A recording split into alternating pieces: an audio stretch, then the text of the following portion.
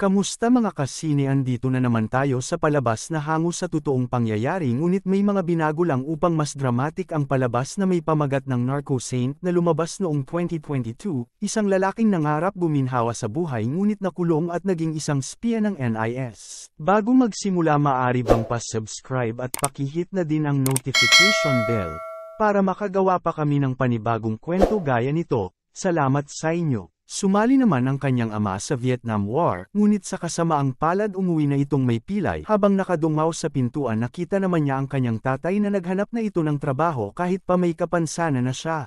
Middle school pa lang nag-umpisa na siyang mag-ensayo ng judo dahil ito ang minungkahi ng guro nito. Habang nakakapasok naman siya ng paaralan at libre din ang kanyang pagkain, 14 na taong gulang pa lang din siya na wala na ang kanyang inay. Sa gitna ng daan habang naghahatid ng yogurt ang aking nanay ay bigla na lang itong bumagsak. Walang tigil naman silang umiiyak magkakapatid dahil sa pagkawala ng nanay nila. Pero ni isang patak ng luha ng kanyang tatay ay hindi tumulo. Bigla naman niyang napansin na papaalis ang kanyang ama upang magtrabaho bilang tagahatid ng semento. 20 oras itong nagmamaneho sa 6 na taon. Habang nagmamaneho ang aking tatay ay naaksidente naman ito at nasawi. Dun ko lang din nalaman kung bakit hindi umiyak ang aking itay sa burol ng aking nanay dahil sa bigat ng realidad at sa dami ng utang. Kalaunan ay nagtitinda na din siya ng pagkain sa bundok habang sa gabi naman ay nasa karaoke bar naman ito upang magtrabaho. Minsan din binibigyan siya ng pera ng mga parokyano. Agad din naman ito nagpasalamat at nagmangkahi na magsaya kayo sa gabing ito. Kinaumagahan umuwi ito sa kanila at nadatnan niya ang magulong bahay. Pinagsabihan naman niya ang kanyang kapatid. Napasabi din ito sa kanyang sarili na hindi niya ito kayang gawin kaya tinawagan niya ang mga babaeng nagkagusto sa kanya noon upang may katuwang siya sa buhay. Sa dami ng tinawagan niya at niyaya niyang magpakasal ay ni isa walang pumayag dahil din sa wala siyang pera at walang ding sariling bahay. Pero may isa namang babae na pumayag at agad naman itong pumunta sa kanilang bahay. Nagulat naman ito nang dumating na ang kanyang tinawagan. Agad din niya itong niyayang magpakasal. Dumaan ang mga taon, nakatapos na din ang kanyang mga kapatid at umalis na din sa kanila. Gumaan din ang gastusin. Kalaunan nagkaanak naman sila ng 2. Napaisip naman ito na kulang na din ang kanyang kita kaya nag-aral ito ng pagkukumpuni ng mga sasakyan. Nagtayo naman siya ng talyer malapit sa US Army Base. Nagpasalamat naman ito sa kanyang kasamahan dati sa judo dahil sa kanya nakakapaghatid siya ng pagkain sa US Base at natuto na ding mag-Ingles. Nag-usap naman sila ng sundalo upang ibenta ang mga bawang niyang dala at pati na din ng sibuyas. Agad naman itong tumugon na pumunta ka sa bar para mag-usap tayo at dito naging manager naman siya sa karaoke bar nang dahil sa dami ng parokyano niyang dinadala at di rin nagtagal binili nito ang bar. Kalaunan kumuha na din siya ng bahay at kahit na loan ito ay matatawag na din na sa kanya ito. Natuwa naman ito nang makita niya ang resulta ng mga pagsusulit ng kanyang anak na halos walang mali. Napasabi din ito na sulit ang kanyang paghihirap. Napaisip naman ito kung dumating din ang panahon na akala niya magtuloy-tuloy ang tagumpay, paano na lang kaya kung wala na siyang lakas magtrabaho dahil sa kulang pa din ang kanyang kinikita. Ayaw naman niyang maranasan ng kanyang mga anak ang nangyari sa kanila ng kanyang mga magulang. Namatay na lang ang mga ito na hindi man lang nila napakain sa labas ang kanilang mga anak nang dahil sa isang kahig isang tuka ang kanilang estado sa buhay. Habang nag-aayos ito ng sasakyan, dumating naman bigla ang kanyang kaibigan na galing ibang bansa. Nagsabi naman si Kang Ingo, buti nakauwi ka pa dahil nasa karagatan ang hanap buhay mo. Pabiro naman sinabi ni Park Ong-soo na hindi ka lang makaalis sa bansa na ito kaya naiinggit ka. Agad naman niyang inabot ang regalo para sa kanyang asawa at anak. Kalaunan nag-usap sila tungkol sa kanilang buhay. Dito sinabi ni Park Ong-soo na ilang taon na ako sa barko pero naghihirap pa rin ako. Di ba ikaw simula nang umalis ka sa judo para magtrabaho wala ka pa ring naabot? Dito sinabi ni Kang Ingo at pinagmalaki na may bar naman siya at kondo. Tumugon naman si Park Ong na hindi sa'yo yun kundi sa bangko. Pinaliwanag naman niya na pwede tayong kikita ng malaki nang dahil sa fermented skate. Alam mo bang galing ito sa Chile kaya mahirap makakuha nito at mahal pero pwede tayong kumuha nito ng libre. Tinanong naman niya kung alam mo ang bansang Suriname dahil dun tinatapon lang nila ang skate tapos ibebenta natin dito. Dito pinakita niya ang video ng skate na binibenta sa kanya. Dahil sa kanilang bansa ayaw nila nito dahil sa mabaho ang amoy. Sinabi din niya paano kung bilihin natin tapos tayo ang magbenta dito. At dito pinag-usapan nila ng kanyang asawa ang pagpunta ng Suriname upang makakuha ng steak. Hindi naman pumayag ang kanyang asawa dahil masyadong malayo ang Timog Amerika. Sinabi din niya na ayos lang sana kung Amerika at hindi Suriname. Minungkahi din niya na kami lang ang nakakaalam nito at oportunidad na natin ito na negosyo. Pinakita din niya ang mga listahan ng mga presyo sa skate sa kanilang bansa. Pagkagabi pumunta naman ito sa kanyang bar dahil may nagwawala umanong parokyano. Nakita naman niya ang sitwasyon at pilit pinapakalma ang mga ito. Kinausap naman niya na kung pwede ako na ang hihingi ng tawad dahil sa pagtrato ng dalawa niyang babae. Sinabi naman niya na kalahati na lang ang sisingilin ko para makauwi na kayo. Sumagot naman ang isa na ikaw dapat ang magbayad sakin. Tumugon naman ito na tatawag na lang ako ng pulis o magbabayad na lang kayo. Habang sumingil ito pinakita naman niya ang kanyang ID at nagpakilalang pulis. Tinanong din siya kung may papeles ba ang bar mo. Humingi naman siya ng tawad at binigyan ng pera ang dalawa. Habang papaalis na siya bigla naman siyang hinabol at agad naman niya sinipa ito. Kalaunan ay pumunta na nga ito ng Suriname upang simulan ang negosyo nila. Masaya naman itong sinalubong ni Park Ong-soo. Maya-maya din ay nagtungo na ito sa bodega. Habang nasa biyahe nagsalita naman si Mr. Park na Dutch umano ang pambansang lengguwahe nila at minsan nakakapagsalita din sila ng Ingles. Tumugon naman si Kang In-gu na kailangan natin na mag-focus sa negosyo dahil naibenta ko lahat ng pag-aari ko para lang sa skate na ito. At dito dumating na sila sa bodega at nakita naman niya ang mga kahon. Sinabi din ni Park Ong-soo na nakabili ako ng toneladang skate na may presyong $1 kada kilo. Napahanga naman si Kang In-gu dahil sa dami ng nakuha niya. Maya-maya nag-usap naman sila ng kanyang asawa. Tinanong naman siya kung ligtas ba dyan at may simbahan ba na malapit. Sumagot naman ito na ayos lang ako at huwag muna akong alalahanin. Tumugon naman ang kanyang asawa na may nahanap akong simbahan dyan at magsimba ka dahil pumayag lang ako na pumunta ka dyan dahil magsisimba ka. Pwede rin bang kuhanan mo ng litrato habang nasa loob ka? At agad naman itong pumayag. At dito nagsimula na nga silang magtrabaho para maihatid na din ang kanilang mga skate sa Korea. Habang nag-iimbak ang mga ito bigla na lang may pumasok na mga sundalo. Hinahanap naman ng sundalo ang may-ari ng bodega at dito nagpakilala siya. Sinabi naman ng sundalo na kailangan mo ng tulong dahil maraming magnanakaw dito. Kalaunan nag-usap sila sa opisina at sinabi niya na bago pa lang ang negosyo kaya wala pa akong pera. Nagsalita naman ang sundalo na magbibigay ka sa akin ng $2,000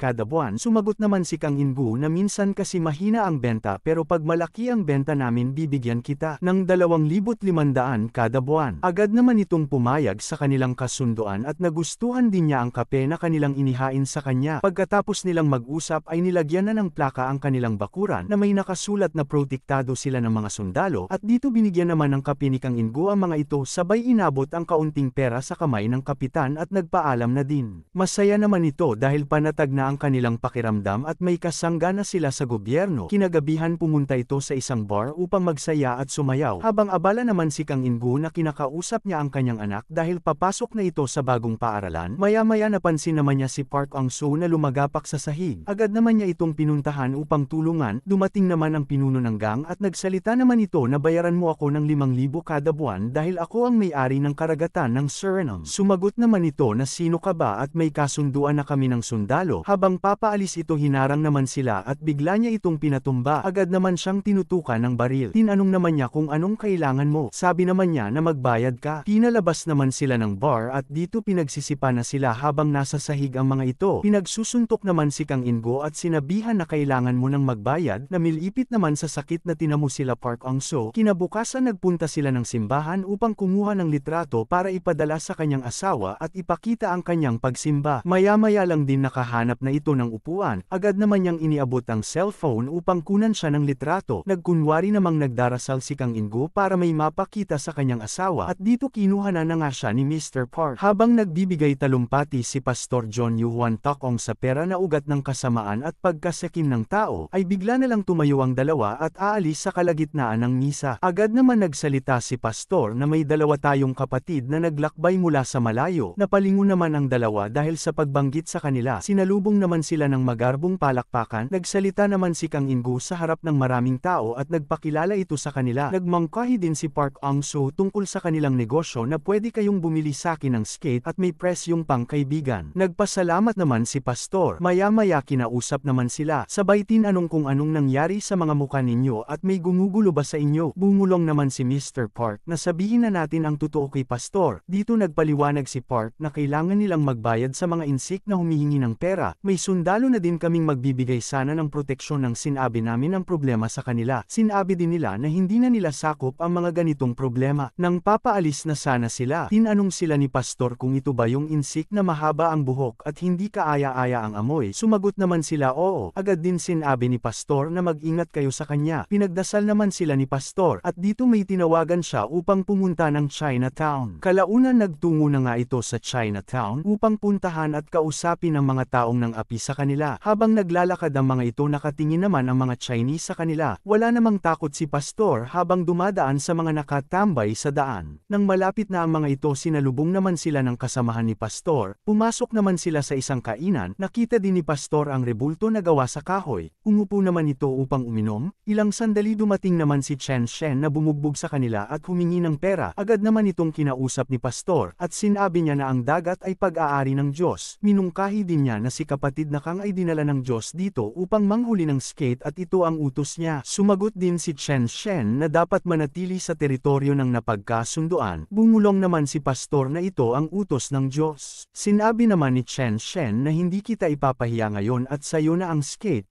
Minungkahi naman ni Pastor na malaya na kayong mangisda sa dagat. Natuwa naman ang dalawa.